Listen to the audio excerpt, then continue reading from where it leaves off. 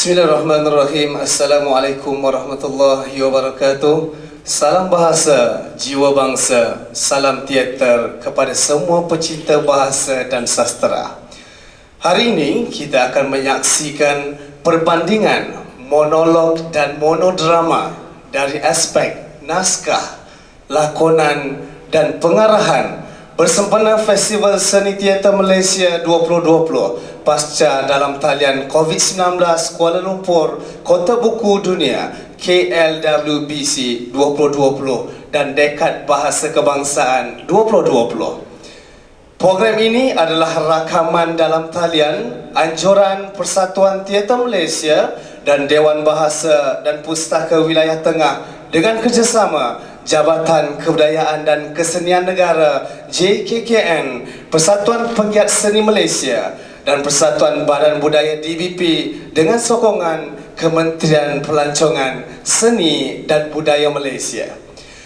Objektif program ini adalah untuk meneruskan aktiviti-aktiviti seni kebudayaan dan persembahan pentas, seterusnya memartabatkan dan melestarikan pembangunan industri teater Malaysia ke arah pembangunan masyarakat dan merangsang ekonomi penggiat seni dalam mengharumi pandemik COVID-19. Program Siri Bicara ini akan dikendalikan oleh saudara Muhammad Rizwan Kamaluddin dari Persatuan Teater Malaysia. Dipersilakan.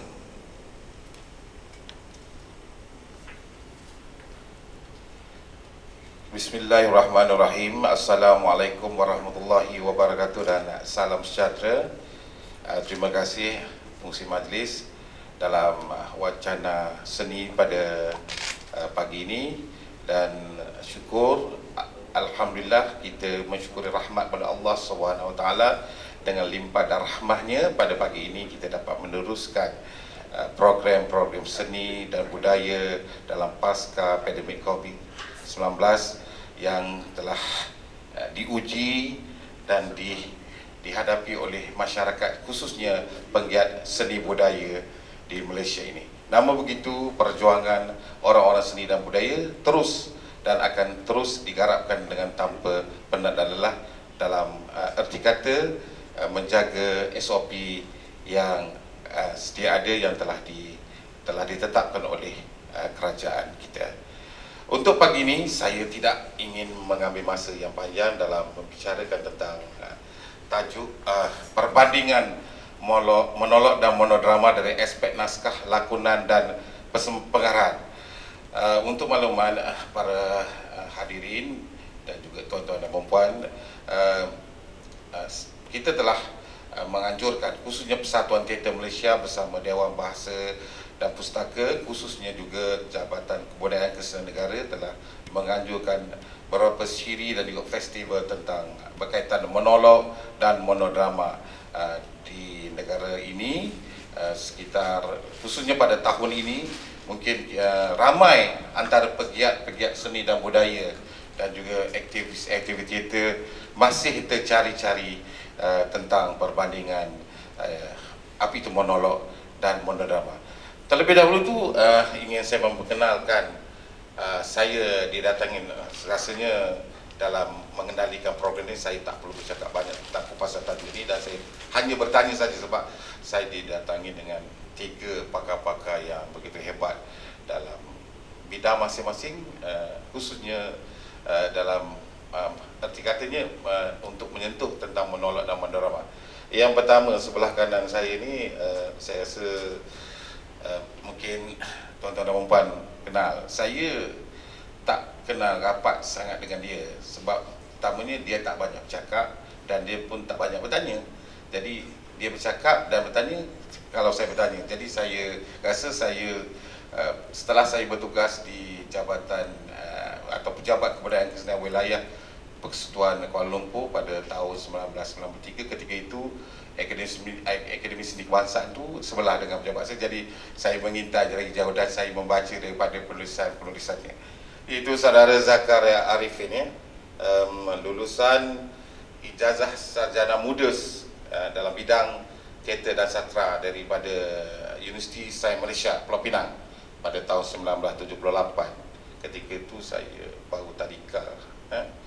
Sebenarnya berkhidmat sebagai pegawai rancangan bahasa di Dewan Bahasa dan Pustaka selama 18 tahun dan membuat besaran awal atau pilihan pada 1996. Itulah. Dan sebagai pensyarah Akademi Seni Kebangsaan ataupun dikenali sebagai ASK, kini Aswara sejak 1998 hingga 2018. Sebagai penulis lebih cenderungkan menghasil skrip drama pentas dan drama televisyen. Hingga kini telah menulis sebanyak 25 skrip drama asli adaptasi, antaranya yang biasa digunakan oleh penggiat teater dalam negara kita ini ialah pentas opera Raja Lawak, Perempuan Seorang Lieutenant Inggeris, Belum Selesai, Jangan Bunuh Sam, Teja dan juga Siti Zubaidah, Menyerahnya Seorang Puteri, dan 25 skrip drama televisyen, antaranya Pemain Wayang, Camellia, Bara, Dendam, Seteguk Karang, Senjakala dan Sang Gita. Juga terlibat dalam genre penulisan skrip dokumentari, cerpen, puisi dan esei, kritikan teater dan filem. Selain mengarah juga turut berlakon dalam teater. Saya pernah ketika beliau melancarkan mogok untuk berlakon, saya sempat menjemput dia dalam satu persembahan teater Gelanggang Tuali, memegang watak siap, dan ketika itu saya watak imam dalam tahun 1998 ketika itu. Commonwealth masa itu Commonwealth Game. Jadi sempatlah berlakon. Di situ saya mengenali rapat begitu garangnya seorang pelakon, Zakaria itu, tapi begitu manja dalam berlakon. Okey, menjadi kolumnis kritikan filem dan majalah di Dewan Budaya pada awal dekad 80-an dan 2001 hingga 2004. Antara buku yang telah diterbitkan ialah drama Melayu moden dalam esei, drama Tiga Zaman, Perantau Zaman, pentas opera Indahnya Pelangi, dan juga terlibat dalam glosari istilah kesusastraan, mengenal budaya bangsa, sejarah kesusastraan Melayu jilid 2, moden Asia, Malaysia, Siti Zubaidah, dan filem. Dalam kolumnisnya ialah karya dan karyawan, terlibat dalam penulisan biografi Rahman B, trilogi Raja Lawak, trilogi pentas, opera dan Pemburu Pelangi, dan Musika Kusuma. Dan dalam sejarah beliau mungkin ataupun telah diiktiraf dari segi antara hadiah anugerah yang dimenangi ialah hadiah drama Esok Gapena pada tahun 1988-89, hadiah sastra Malaysia 1988 dan 89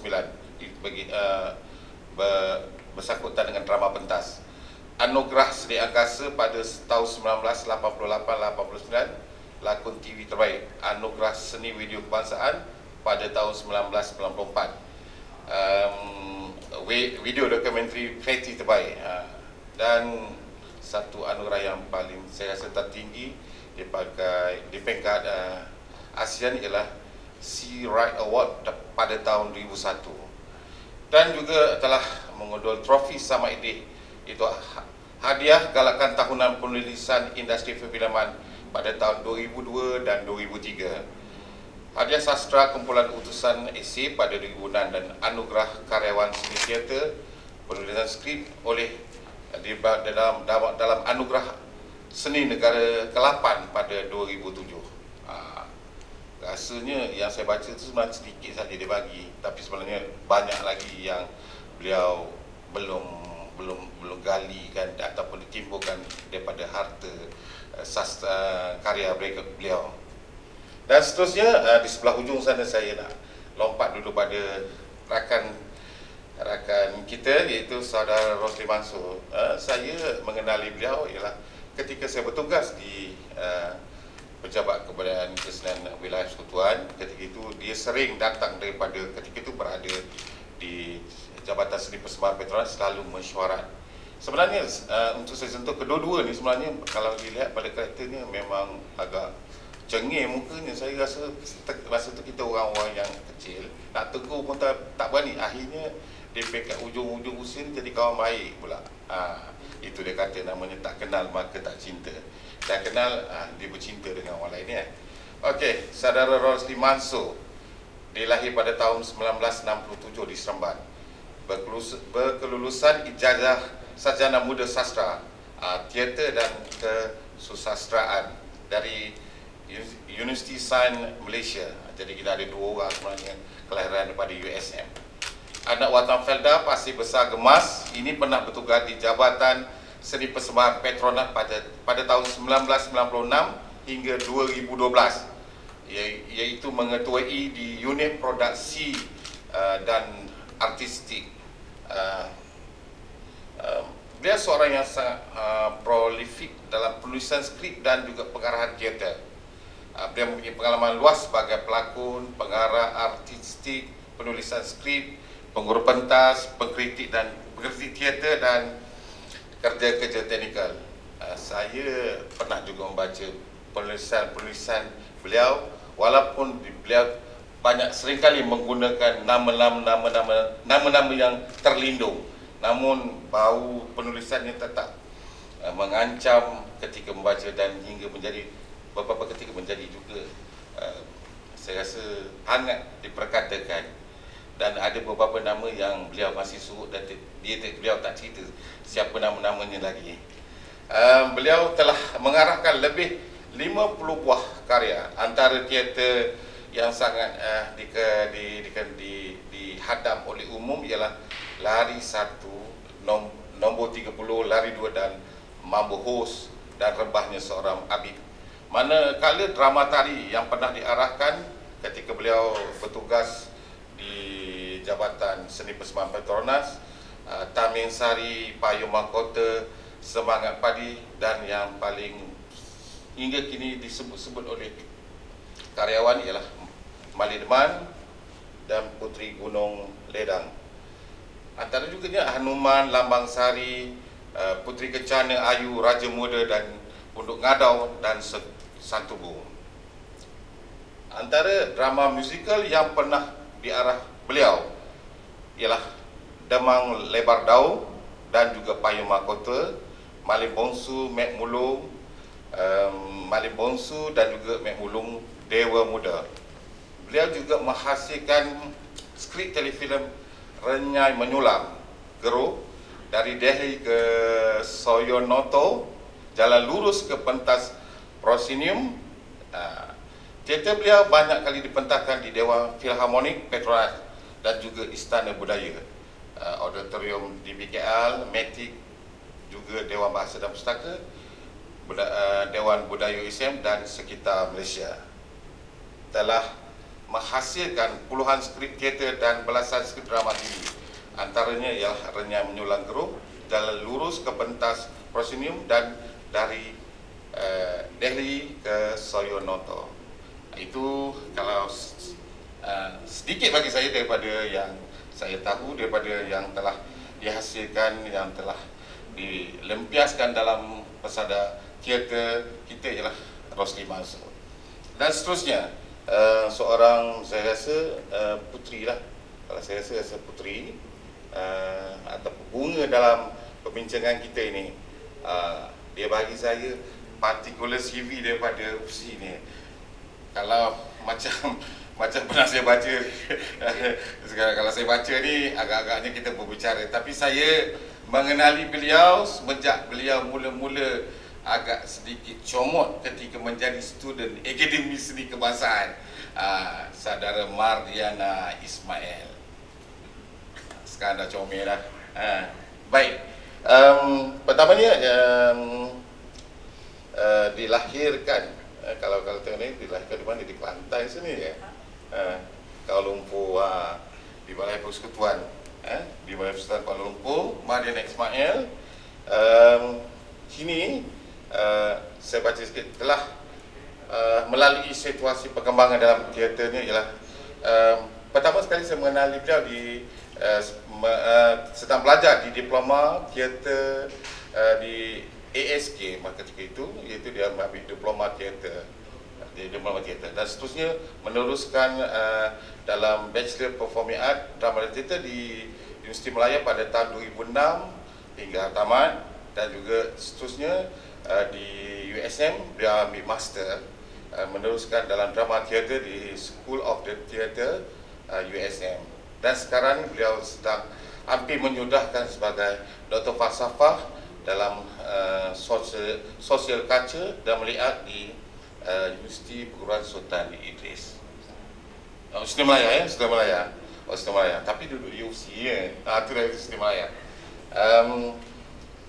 Jadi pengalaman beliau daripada akademi seni ke Universiti Malaya, seterusnya ke pernah bekerja di UC, banyak mengajar beliau daripada pengamal, penggiat dan seterusnya, kini berada dalam kedudukan sebagai seorang academician. Kalau diuruti, beliau juga pernah terlibat dalam menganggoti pertubuhan sepertinya ialah pertubuhan kesenian Seri Beringin pada 2015 hingga 2021. Kemudiannya pertubuhan seni Laskar Langgara daripada 2015 hingga 2021, Persatuan, dan juga pernah menjadi sebagai bekas setiausaha Persatuan Teater Malaysia pada 2014. Dalam kajian beliau lebih banyak menyentuh dari segi lakonan dan pengarahan teater tradisional, lakonan dan pengarahan teater moden, pengantar seni teater dan drama, sejarah teater moden Malaysia dan Asia, teater Asia Tenggara dan Barat, dan juga teori drama dan teater. Itu saya rasa cukup banyak dari segi pengalaman beliau, dan kalau karya beliau terlibat dalam semasa beliau menjadi student saya, banyak membantu teater-teater yang besar di khususnya di sekitar Kuala Lumpur. Bermula beliau masuk ke ASK sehingga tamat, dan kini beliau terus lagi untuk berkarya dan harap-harap beliau tak senyap di ujung sana dan terus berkarya. Baiklah, kita telah mengenali tiga-tiga secara amnya panel kita, Cik Zakaria Arifin, Cik Rosli Mansur dan juga Puan Marlina Ismail. Jadi kita mulakan untuk pusingan pertama ni, mungkin dari segi tajuk perbandingan monolog dan monodrama dari aspek naskah, lakonan dan pengarahan ni. Mungkin untuk pusingan pertama sebanyak 10 minit, setiap panel akan menyentuh secara general ataupun secara amnya untuk melihat apa itu monodrama dan perkembangan mungkin sejarah, dan juga mungkin boleh menyentuh sedikit tokoh-tokoh dan juga pegiat-pegiat yang pernah ada dan masih terus meneruskan perjalanan beliau. Jadi itu untuk yang pertama saya menyebut saudara Zakaria Arifin untuk meneruskan perbincangan kita pada ini. Silakan. Bismillahirrahmanirrahim. Assalamualaikum warahmatullahi wabarakatuh. Sahabat-sahabat saya semua, terima kasih saudara Irwandin yang dah kenal agak lama juga lah, ya, walaupun tak mesra tapi sering bertemu dan bersantai-santai di beberapa acara. Baik, monolog dan monodrama. Saya pernah menulis sebuah artikel dalam majalah pentas terbitan Istana Budaya. Tajuk dia monolog, monodrama dan dekon. Tajuk kecil dia, jangan keliru dan mengelirukan. Sebab ketika itu saya dapati banyak ataupun sedang meningkat kecenderungan untuk mementaskan monolog dan monodrama, ya. Tetapi setengah mereka yang terlibat itu tak jelas dengan konsep dan pengertian kedua-dua bentuk. Saya tak nak sebut dua bentuk teater, tapi kedua-dua istilah itu, ya, nanti saya jelaskan. Jadi saya tulis, saya menarik saya untuk menulis artikel berkenaan untuk memperjelaskan apa yang saya tahu dan apa yang saya baca lah, ya, berdasarkan pembacaan perbandingan antara kedua-duanya. Baik, dari segi sejarahnya, Ya, dari segi sejarahnya, kalau orang lama-lama macam saya ni suka cakap pasal sejarah, ya, bernostalgia dan semuanya. Dari segi sebab apa, kita nak buat apa pun, kita mesti tahu sejarahnya dan asasnya, prinsip asasnya itu dulu. Ya, kalau kita nak melompat ke depan pun,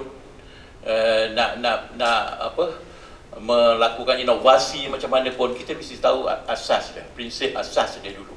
Ya. Baik, monolog asal usulnya ialah bukan satu bentuk teater. Ya. Monolog bukan satu bentuk teater, tetapi dia adalah salah satu unsur atau elemen dalam naskah ataupun dalam teater. Ya. Maksudnya dalam teater itu ada dialog, ada monolog, ada soliloquy, ya, ada aside. Ya, aside tu dia ingat aku tak tahu apa rancangan dia. Itu aside. Ya. Kita bercakap seolah-olah ataupun pelakon itu berdialog seolah-olah watak yang lain itu tak dengar. Ya, padahal penonton semua dengar apa yang dicakapkan itu. Ya, itu aside. Ya. Soliloquy itu macam Hamlet punya pengucapan yang terkenal itu, to be or not to be. Ya. Dan ini juga boleh menjadi salah satu unsur kecil dalam monolog. Ya. Dan ada yang mengatakan itu juga sebahagian daripada monolog. Ya. Jadi dalam sesebuah drama atau naskah ada unsur monolog dalam itu. Selain pada dialog, dialog ialah pengucapan di antara watak dengan watak yang lain. Sedang monolog ini asalnya ialah pengucapan, lebih kepada pengucapan kepada diri sendiri. Lebih kepada pengucapan kepada diri sendiri. Walaupun kemudiannya ada definisi yang mengatakan boleh juga selain pada pengucapan kepada diri sendiri itu, seperti dialog Hamlet itu, ya, boleh juga dialog monolog itu diucapkan kepada penonton, boleh juga. Ataupun dialog panjang yang diucapkan oleh satu-satu watak kepada watak lain, dengan watak lain itu tak menyampuk. Ya, kalau setengah jam lah, jadi itu adalah dianggap juga monolog. Jadi kita boleh fleksibel dari segi ini, tapi saya berpendirian bahawa monolog adalah pengucapan satu watak, ya,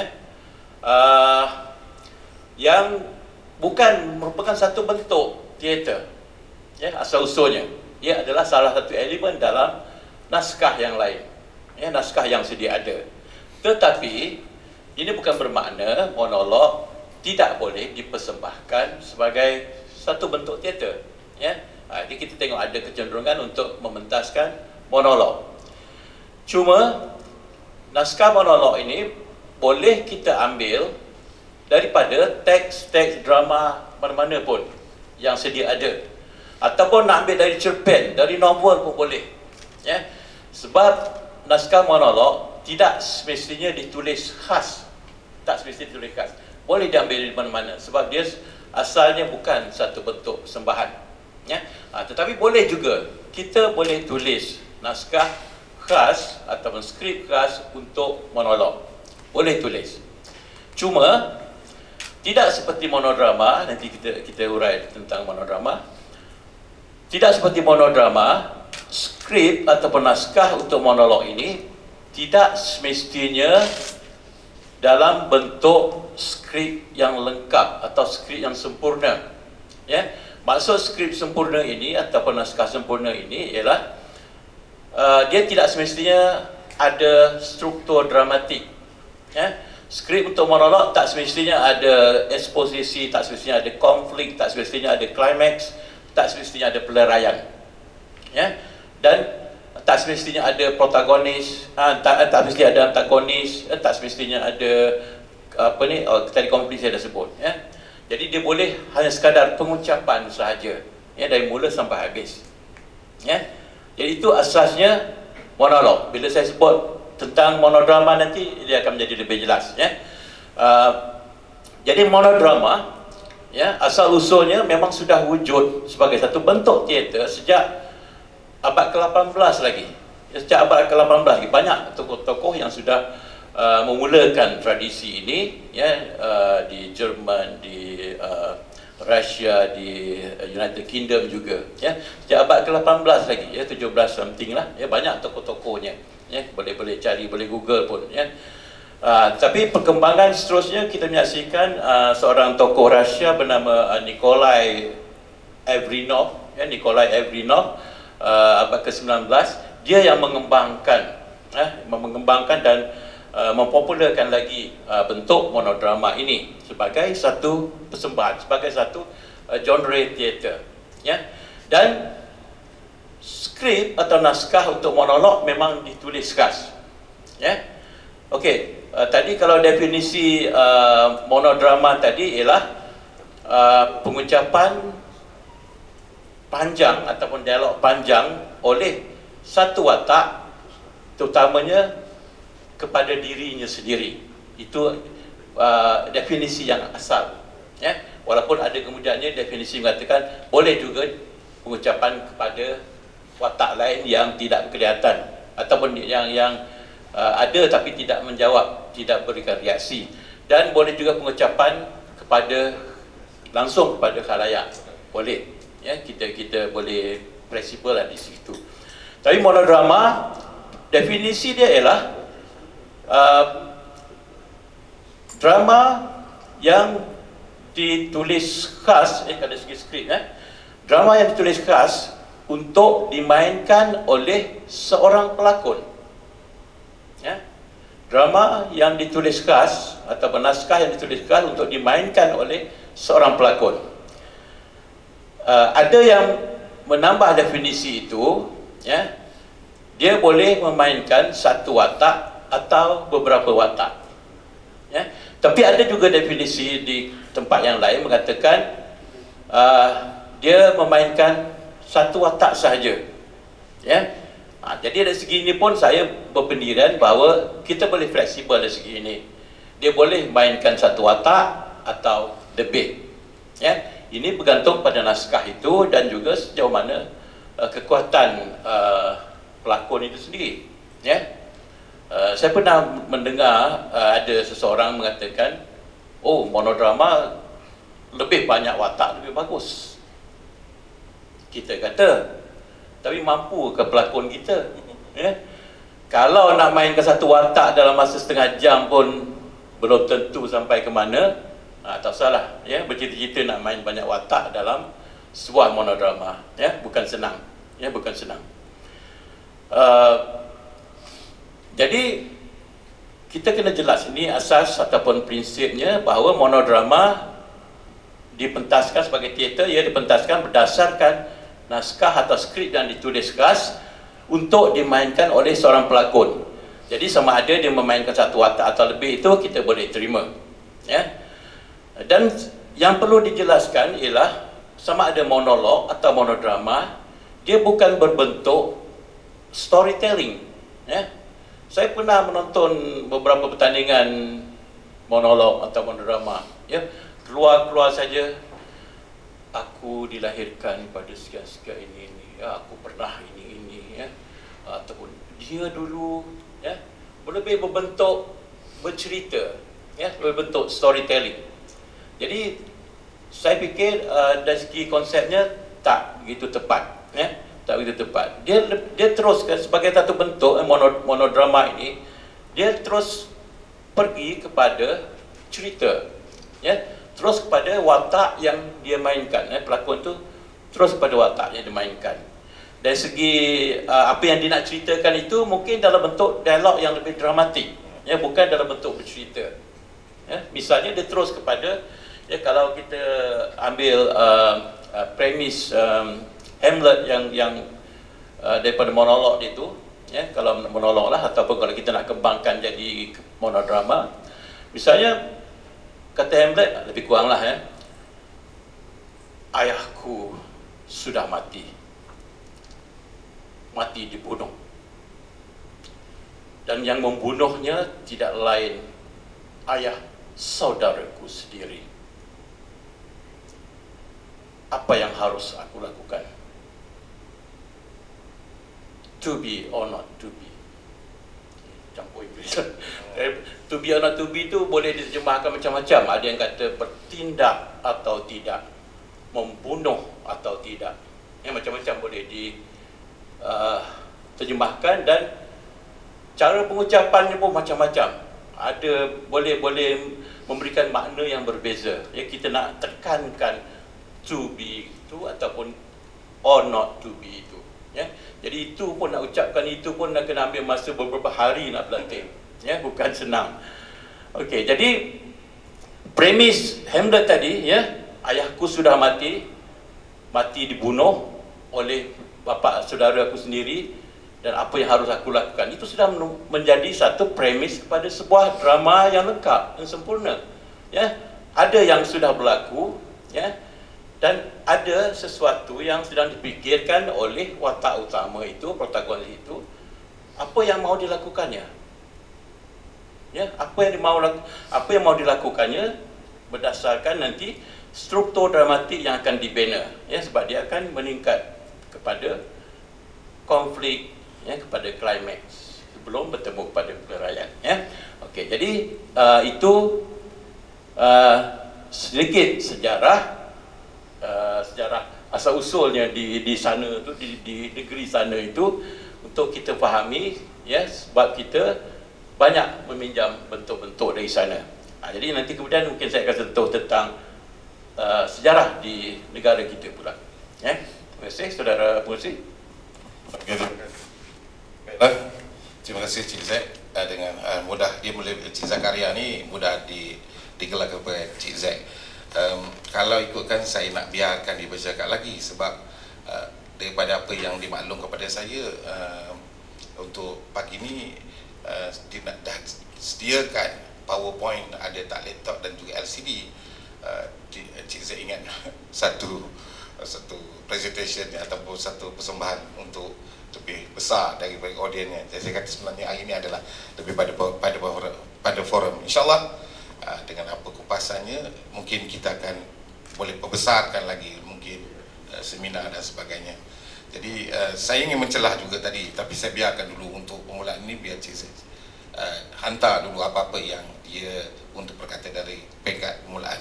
Mungkin saya nak terus, mungkin ada kesinambungan daripada apa Cik Zakaria akan cakap tadi, untuk Puan Mardiana untuk sambung dari segi pengenalan pada tajuk ni. Dipersilakan. Bismillahirrahmanirrahim. Assalamualaikum semua. Ya Allah, terima kasihlah kerana masih lagi memberikan ruang dan peluang kepada, saya rasa hari ini saya kerdil kerana berada di sisi otai-otai, gergasi-gergasi, dinosaur-dinosaur dalam industri teater. Ya, seperti mana yang moderator telah nyatakan sebelum ini, saya comot sebelum ini. Begitu jugalah pemahaman saya dalam aspek monolog dan juga monodrama. Tetapi setelah hampir 24 tahun saya berada dalam industri ini, comot itu mula hilang dengan kala-kala make-up, kala-kala kehidupan. Akhirnya saya mula memahami apa itu monolog, apa itu monodrama. Ini kerana bermulanya di Akademi Seni Kebangsaan pada ketika tahun 1996 untuk final project. Saya memilih untuk membuat persembahan yang pada ketika itu adalah saya katakan solo performance. Tapi akhirnya kini ada monolog monodrama. Okey, saya mula realize, saya mula cuba membuat analisis mula. Oh, itu adalah satu persembahan yang ada istilahnya. Okey, kita simpan yang itu kerana akan saya kongsikan ianya pada round kedua. Cuma saya tak tahu betul atau salah, tapi saya tambah sedikit. Monolog ini berasal daripada perkataan ataupun bahasa Yunani yang bermaksud mono, tunggal, and then log tu bermaksud pertuturan. Jadinya bila kita dah dengar penjelasan daripada Cik Zakaria tadi, pertuturan dalam bentuk tunggal. Jadinya kita boleh ambil contoh, sekiranya seseorang itu melakukan ceramah ke, kita boleh angkat ianya sebagai monolog juga. And then berdasarkan pembacaan saya juga, Robert Browning tak silap saya, beliau menyatakan bahawa monolog itu ataupun monolog itu boleh diangkat sebagai monolog dramatik. Okey, so maknanya tadi juga saya ingin mengambil rentetan daripada apa yang telah dikongsikan oleh panel yang pertama, bahawa sesebuah lakonan monolog itu perlulah ada unsur-unsur dramatiknya. Jadi sebagai pelakon, saya kira perlu memahami, ni saya cakap dari aspek lakonan lah ya, kita kena memahami beberapa teknik lakon, sama ada daripada teknik lakon Stanislavski ke, Mayer Hall ke, ataupun Tadashi Suzuki ke. So daripada elemen-elemen ini kita boleh cantumkan supaya persembahan monolog kita itu akan menjadi dramatik. Dan bagi saya, apa-apa pun akar umbinya adalah seseorang yang hendak mempersembahkan monolog perlu mempunyai vocabulary, tools di badan, di tubuh, di suaranya yang pelbagai variasi. Okay, untuk pandangan saya itu setakat ini. Baik, terima kasih Puan Mariana. Ringkas, padat, dan dia agak kawal sikit tentang isi-isinya, sebab pada peringkat kali kedua ni dia akan hantar ataupun dia akan bagi lebih mantap lagi. Saya juga melihat beberapa karya dan juga lakonan Puan Mariana dalam beberapa siri monolog dia. Namun saya banyak karya-karyanya agak agresif dalam untuk beliau melahirkan karya yang lain pada yang lain. Mungkin kita akan sentuh bagaimana pengalaman beliau dalam memahami tentang monolog dan monodrama itu di pentas nanti. Dan seterusnya kita lontarkan untuk pengenalan ini pada saudara Rosli Mansur, mungkin akan menambahkan lagi untuk memperkuatkan lagi tentang mukadimah pada hari ini. Dipersilakan. Bismillahirrahmanirrahim. Alhamdulillah. Terima kasih saudara Ewadin, sahabat saya. Kita dah pun mendengar kupasan seperti selalu tentang perbezaan antara monolog dan monodrama daripada saudara Zakaria Arifin seperti tadi. Jadi kalau saya mengulas lagi, lebih kurang sama saja mengikut pemahaman kami bertiga, ya. Yang mana kita faham tentang monodrama itu haruslah lengkap antara satu sama lain dari segi skripnya, ada permulaan, ada krisis dia, ada klimaks, ada penyelesaian dia, berbanding dengan monolog, ya, yang satu ucapan ataupun satu kata-kata ataupun satu lakonan yang boleh saja berdiri sendiri begitu saja, ya, dan dalam jangka masa yang pendek. Mungkin saja ada yang menyatakan 1 minit, 2 minit, 5 minit, dan sepanjang-panjangnya pun mungkin 30 minit. Berbeza dengan monodrama, sekurang-kurangnya 30 minit sehinggalah 1 jam, kerana harus lengkap, ya, dalam bentuk skrip dan dipersembahkan juga dalam bentuk yang lengkap. Begitu ikut pemahaman kami lah. Jadi kalau kita lihat sebenarnya, lihat naskah-naskah yang terdahulu seperti Oedipus the King yang dihasilkan oleh Sophocles, ataupun Julius Caesar yang dihasilkan oleh William Shakespeare, memanglah itu adalah satu naskah teater ataupun tragedi yang panjang, memakan masa 3-4 jam. Tetapi di dalamnya, kalau kita lihat, ada kata-kata, ada dialog-dialog. Kalau kita ambil secara terpisah, boleh kita katakan ada unsur monolog, Tetapi ketika itu kita tidak sebut lagi dia sebagai monolog. Seperti ucapan-ucapan yang dihasilkan oleh Oedipus, ucapan monolog-monolog, kata-kata dialog yang dihasilkan oleh Julius Caesar ataupun Mark Antony dalam cerita Julius Caesar lah.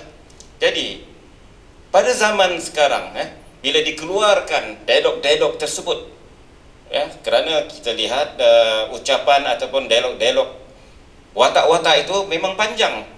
Sekali mereka berdialog sekurang-kurangnya 5 minit, 15 minit, 10 minit. Dan daripada pengalaman saya sendiri pernah berlakon dalam Julius Caesar, contohnya Mark Antony berdialog sampai 2-3 muka surat. Mengikut kata Cik Zek tadi, kalau kita anggaplah bahawa itu adalah monolog yang mana tidak ada pelakon yang lain yang interrupt, kita anggap itu adalah satu monolog. Itu mengikut pemahaman saya, tak tahulah panel yang lain.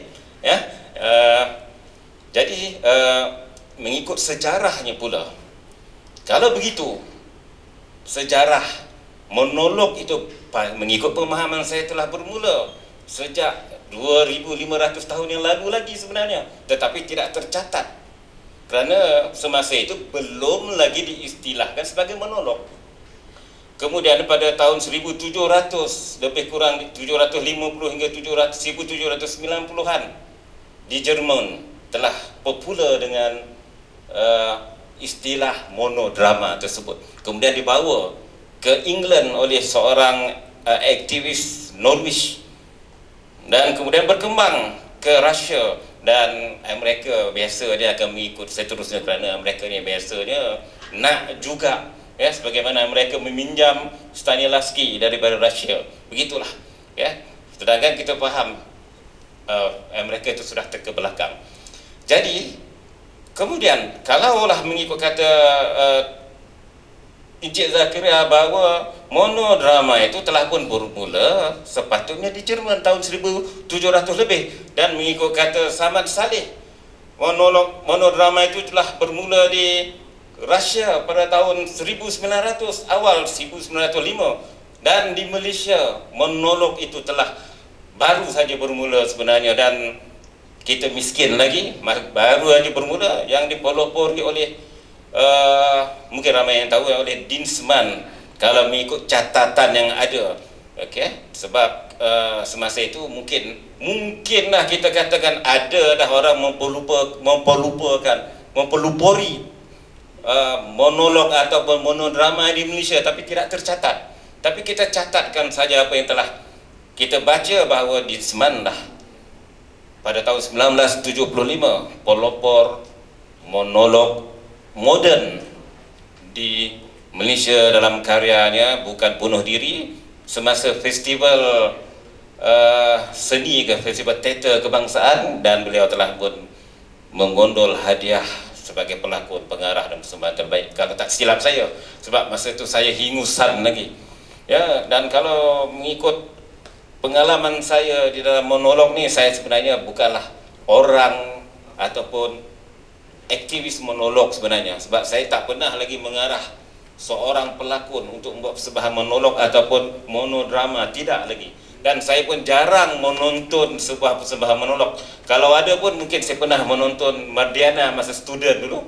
Saya tengok sekali lah masa di Aswara sekali. Kemudian saya tengok Sani Sudin di Jalan Conley Kraftangan. Dan kemudian semasa di USM saya menonton, mungkin tajuk dia Emily Hill ke apa, kalau tak silap saya, dalam bahasa Inggeris, seorang Emerald of the Hill. Ya, betul, Emerald. Itu saya menonton 3 kali saja saya menonton. Jadi saya lihat di Malaysia ini sebenarnya perkembangan sejarah ataupun teater monolog ataupun monodrama itu masih baru saja lagi. Itulah setakat ini yang boleh saya huraikan. Terima kasih. Baik, terima kasih Saudara Rosli Mansur. Saya rasa dengan apa yang dijelaskan, satu pengukuhan yang kuat dari segi ketiga-tiga orang panel tentang daripada peringkat awal. Banyak juga saya rasa tergamam juga. Saya tengok Rosli Mansur bila bercakap, sebab selama ni bila bercakap dengan dia lebih banyak pada pengarahan dan sebagainya. Untuk pusingan kedua ni, Encik Z, saya mencatatkan tentang, mungkin Encik Z akan bercakap dalam tempoh 15 minit ini, itu berkaitan dengan tentang naskah dan skrip itu sendiri.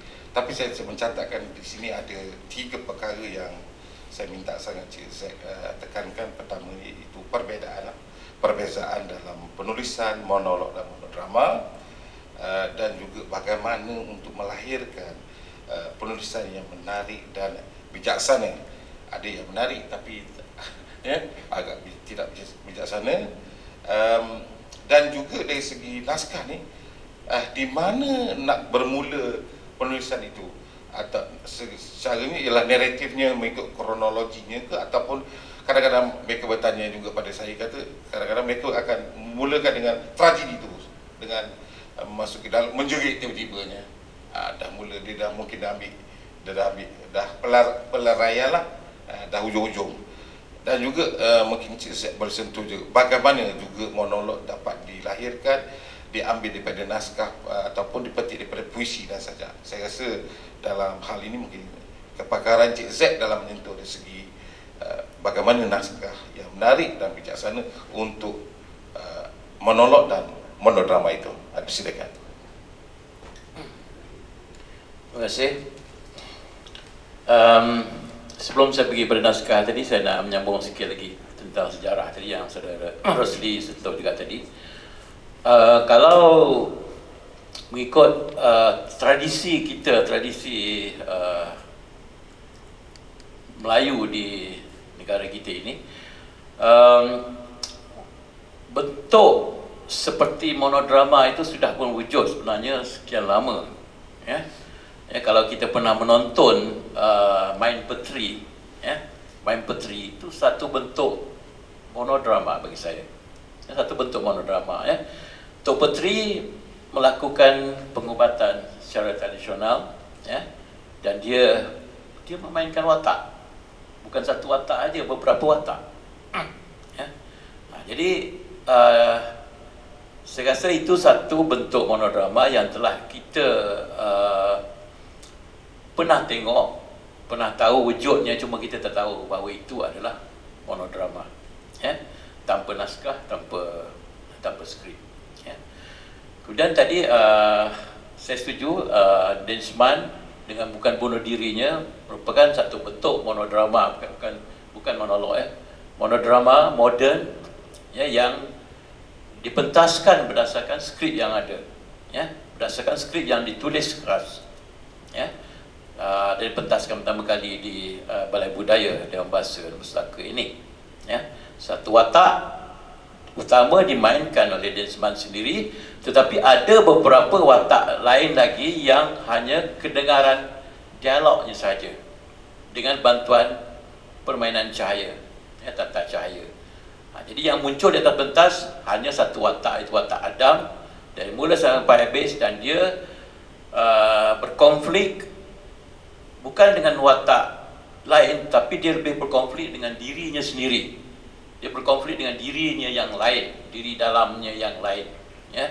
Dia mencari sesuatu yang dia percaya benda tu ada, bukan benda lah, dia percaya ada wujudnya, yang dicarinya itu, tapi dia mau bukti, dia mau melihat, mau mendengar suara dan seumpamanya. Dia sudah mengkaji beribu-ribu buah buku dan seumpamanya. Jadi konflik itu lebih dengan dirinya yang lain di dalam itu. Walaupun tidak ada antagonis dalam bentuk fizikalnya, tapi dia lebih berkonflik kepada diri dalaman yang lain. Ada semacam split personality di situ. Jadi ini satu bentuk monodrama yang jelas, yang tepat bagi saya, dalam sejarah teater moden kita, 1975 itu. Dan drama ini pernah juga dilakonkan oleh saudara Khalid Saleh, pada tahun, saya ingat 1996, kalau tak silap saya, pernah dibawa ke USM masa saya masih belajar lagi, tahun akhir adalah 1996 atau 97. Itu di bawah arahan Christian Jit.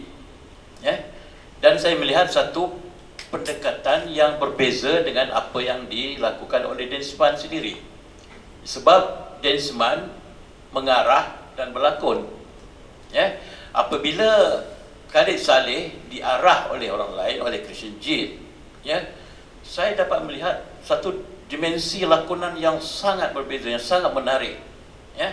Dan saya tak ragu-ragu mengatakan bahawa bukan bunuh diri lakonan Khalid Saleh itu lebih menarik daripada yang dilakonkan oleh Densman sendiri. Saya juga melihat Densman bukan bunuh diri lakonan Densman itu, ya. Jadi itu yang saya katakan tadi, ya, bukan mudah kalau nak memainkan lebih daripada satu watak dalam monodrama itu, ya. Saya melihat betapa dramatiknya lakonan Khalid Saleh, ya, walaupun dia memainkan satu watak dalam, saya rasa hampir 1 jam, ya, pementasan bukan bunuh diri oleh Khalid Saleh itu. Okey, dan dalam perkembangan monodrama di negara kita, Khalid Saleh juga kita anggap salah seorang pelopor, ya. Sejak tahun 1990-an lagi beliau sudah pun mementaskan, ya, mempersembahkan monodrama bukan saja di negara kita, malah pergi ke festival di luar negara, di Jepun, di India dan beberapa buah negara lagi. Malah beliau sebagai penjual ubat, ya, sebelum itu sudah memperlihatkan bentuk monolog ataupun monodrama sewaktu beliau berjual ubat di benteng dekat Masjid Jamek Kuala Lumpur itu, ya, satu waktu dulu tahun 70-an, ya, tahun 70-an, ya, di situ beliau berjual ubat dan beliau menggunakan teknik teater, ya, teknik teater dan monolog salah satu bentuk yang digunakan, ya, untuk menarik pelanggan ataupun hadirin di situ. Baik, jadi perkembangan berikutnya adalah beberapa orang lagi yang cuba membuat persembahan monodrama, ya, dan saya waktu saya menjawat Ketua Jabatan Teater pada awal tahun 2000, saya cuba juga memperkenalkan lagi, mempopularkan lagi bentuk monodrama dengan mengadakan siri 4 monodrama, ya. Pada setiap tahun di ASK ketika itu saya buat satu program mempersembahkan 4 buah monodrama, 2 monodrama satu malam selama 4 malam. Jadi pengarahnya sama ada yang sudah berpengalaman ataupun yang masih muda, dan begitu juga pelakonnya. Kalau pengarahnya berpengalaman, pelakonnya mestilah yang masih muda, ya. Jadi gabungan begitu. Terlibat Daniel pun pernah terlibat dalam siri itu. Jadi 3-4 kali juga waktu saya buat itu, dan kemudian disambung oleh Puan Rosminah Tahir sebagai Ketua Jabatan Teater Bidangnya. Dan saya berfikir program itu sangat berjaya dan mendapat respon yang baik, dan selepas itu perkembangan itu nampak semakin meningkat dan banyak, ya, kumpulan-kumpulan di luar sana yang cuba mendekati ataupun memilih bentuk monodrama ini dalam program-program mereka, ya. Baik, saya kepada naskah, tadi pun saya sudah sentuh kepada penulisan naskah monolog dan juga monodrama, ya. Dan seperti yang saya katakan tadi, untuk persembahan monolog boleh ada naskah yang ditulis khas dan boleh juga diambil dari mana-mana teks. Tak kisahlah dari puisi, dari novel, dari cerpen, dari drama itu sendiri, ya. Kalau dari puisi, dia boleh juga mempersembahkannya dalam bentuk lirikal gitu. Maknanya puisi itu diambil begitu saja untuk dipersembahkan sebagai monodrama, monolog, ya, sebagai monolog. Puisi tentulah puisi yang panjang, ya, puisi yang panjang. Tapi dia boleh juga tulis semula puisi itu dalam bentuk yang lebih dramatik lagi, ya, dia boleh tulis semula. Itu terserah, itu pilihan. Begitu juga cerpen. Sebab cerpen ni biasanya jarang ada monolog yang panjang, tetapi setengah cerpen mengambil pendekatan dari sudut pandangan orang pertama. Misalnya cerpen itu bermula dengan aku semua, ya. Jadi dia boleh ambil di mana-mana saja bahagian yang dianggap menarik untuk dijadikan monolog atau keseluruhan cerpen itu sendiri boleh dijadikan monolog. Ya. Tetapi tengok juga struktur cerpen itu. Kalau struktur cerpen itu memperlihatkan satu struktur dramatik seperti sebuah drama, lengkap dengan antagonisnya, dengan krisis konfliknya, dengan klimaks, ada peleraiannya, dia sudah boleh menjadi monodrama. Tapi kalau setengah cerpen misalnya, cerpen yang beraliran stream of consciousness, ya, aliran kesedaran. Cerpen-cerpen seperti ini biasanya kebanyakannya tidak banyak yang memperlihatkan konflik antara dua watak. Maknanya mungkin tak ada antagonis dalam bentuk fizikal. Apa yang lebih ditulis dalam cerpen-cerpen stream of consciousness ini ialah aliran fikiran pengarang. Ya, apa yang difikirkan oleh pengarang tentang sesuatu isu, tentang sesuatu hal. Ya, malah tak nampak konflik pun. Jadi cerpen seperti ini lebih sesuai dijadikan sebagai bahan untuk monolog. Ya, sebab dia tidak ada konflik, tak nampak antagonisnya, ya, tak ada, kadang-kadang tak ada klimaks pun, tak ada peleraian pun. Ya, seolah cerpen itu macam orang kata macam tergantung. Ya, jadi ini lebih sesuai untuk dijadikan bahan ataupun sumber bagi monolog. Tetapi monodrama seperti saya katakan tadi, mesti naskahnya ditulis berdasarkan struktur dramatik, sama juga seperti kita menulis drama sebabak ataupun drama panjang yang lain. Ya, mesti ada eksposisinya atau pendedahannya, mesti ada krisisnya, mesti ada konfliknya, klimaks dan peleraiannya. Ya, mesti ada antagonisnya. Kalau antagonisnya tidak dalam bentuk manusia ataupun satu watak yang wujud, mungkin seperti bukan bunuh diri tadi, ya, konflik dengan diri watak utama itu sendiri, dirinya yang lain, ya, personalitinya yang lain yang mungkin ada di dalam, ya. Jadi konflik mesti ada. Tanpa konflik drama tidak wujud. Ya, konflik adalah jantung sebuah drama. Ya, jadi asasnya itu. Jadi kalau saya nak menjelaskan satu persatu bagaimana proses menulis skrip itu, kena kuliah 2 jam yang lain lah. Ya. 2 jam pun pengenalan saja, kena 14 minggu lah. Sebab itu saya sudah sediakan slide 25 keping slide untuk program ini, tapi ini lebih dalam bentuk forum, jadi tak jadilah. Nanti saya akan memang ambil masa 2 jam.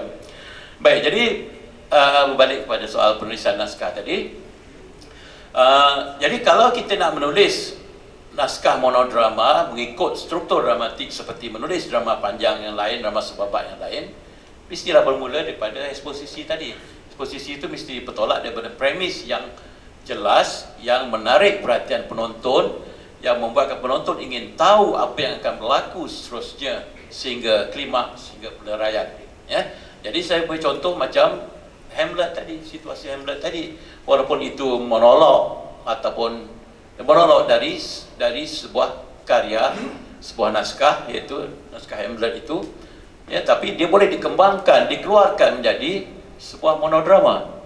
Ya, dia bermula dengan misalnya dikata tadi, saya sebut contoh tadi, dia dah beritahu penonton ayah dia sudah mati, dan ayah dia mati dibunuh oleh bapa saudara dia. Dan dia sekarang sedang memikirkan apa yang patut dia lakukan. Sama ada dia membunuh bapa saudara dia itu ataupun tidak, ataupun apa yang boleh dilakukannya. Itu sudah menjadi satu premis kepada sebuah monodrama ataupun drama panjang yang lain. Ya, sudah lengkap. Penonton sudah mau tahu, oh, kenapa ayah dia dibunuh, dan apa yang akan dilakukan oleh Hamlet seterusnya. Apakah Hamlet akan membalas dendam? Ya, sebab kalau kisah-kisah tragedi yang biasa, ya, hutang darah dibayar darah. Ya, jadi ada tarikan, ada hook di situ untuk penonton mengikuti cerita itu hingga ke akhir. Ada satu daya tarikan yang sangat kuat. Ya, jadi premis seperti ini sangat penting dalam penulisan sebuah monodrama. Ya, dalam untuk monolog tak ada pun tak apa. Dan untuk monolog tak ada pun tak apa. Premis seperti itu. Ya. Sebab dia lebih kepada pengucapan saja.